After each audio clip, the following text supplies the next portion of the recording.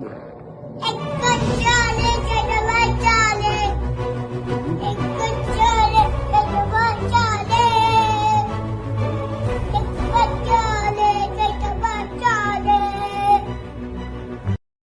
બધા લોકોને ખબર જ છે કે એક જ ચાલે, ચૈતર વસાવા ચાલે। મિત્રો, ચૈતર વસાવા જ્યારથી જેલની અંદર ગયા છે ત્યારથી સોશિયલ મીડિયાની અંદર હજારો વિડીયો આવે છે। બધા લોકો ચૈતર વસાવાને સપોર્ટ કરતા હોય છે। હવે તો મિત્રો નાના નાના બાળકો પણ એવું કહી રહ્યા છે કે એક જ ચાલે, ચૈતર વસાવા ચાલે।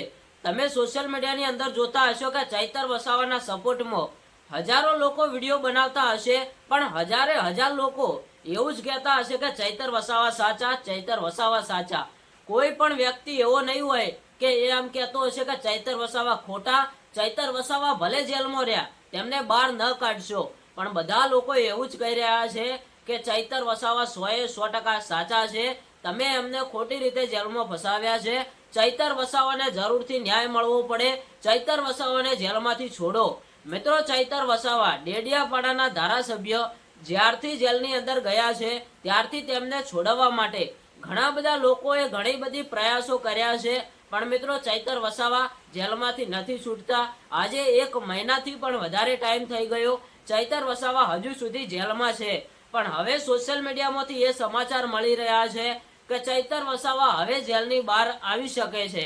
મિત્રો, આદિવાસી સમાજના લોકો હોય કે અન્ય સમાજના લોકો ચૈતર વસાવાની સાથે છે।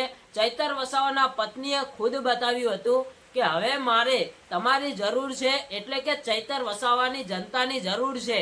તો મિત્રો, ચૈતર વસાવાની જનતા તેમની સાથે છે।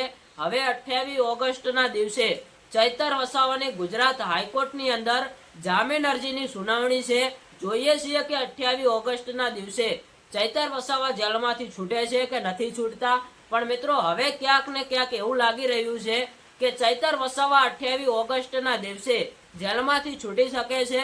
તમારું શું કહેવું છે કોમેન્ટમાં જણાવજો। આજના માટે આ માહિતી, મળીએ એક નવા વિડીયો સાથે।